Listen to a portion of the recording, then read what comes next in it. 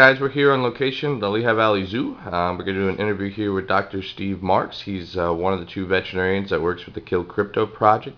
Dr. Michael Weniger, which you might have seen his paper on the Kill Crypto site, is the other one. Unfortunately, he is many miles away in Wisconsin and works with us by phone and does some visits. But today we're going to interview Steve here. So Steve, tell us a little bit about yourself, involvement with the zoo, and other clinics you might work with. All right. Yeah, been a veterinarian since 1988, and spent 10 years as the director of medical health at the Pittsburgh Zoo and Aquarium, and got to work with a lot of fun reptiles there.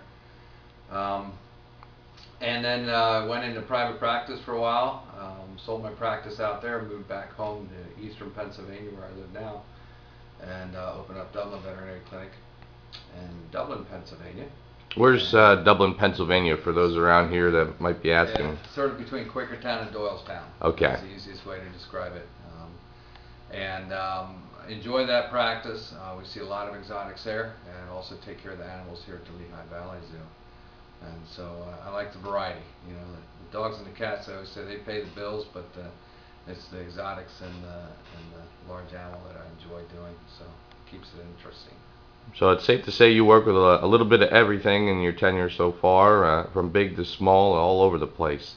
So now we're working here with the Kill Crypto project. Tell us a little bit about that, your feelings on the project itself, and what you believe is what we're doing here. Well, I think Crypto serpentis it's a real problem with many different reptile species, but especially these geckos. And unfortunately, you don't usually know they have it until you find a dead gecko. And so the key is we're trying to come up with some type of an effective treatment for that, which is difficult because it tends to persist in the animal. They develop resistance to the disease, the ones that survive, and then they become carriers. And so that carrier state is very hard to clear. And we're just doing some testing and through a series of different protocols to be able to try and come up with an effective treatment regime.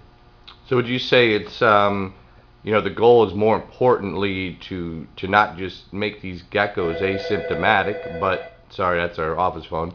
Not to make these geckos asymptomatic, but to actually eliminate what they're carrying, so that they're not going to go ahead and spread to others. Well, that's just it.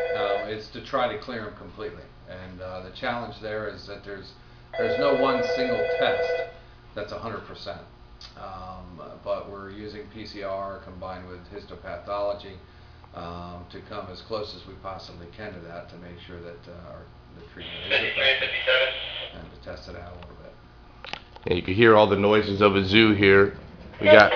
We got radios and phones, so this is a little bit candid interview, so we apologize for the noises. But yeah, as Steve said, we use a lot of different tests here. We update as much as possible.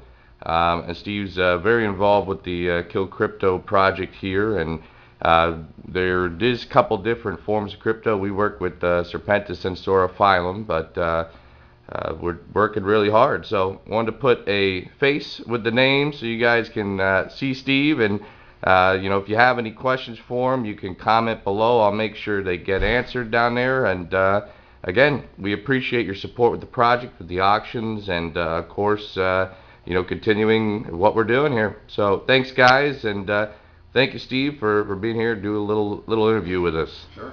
All right. Crypto. Kill Crypto. That's right. Take care.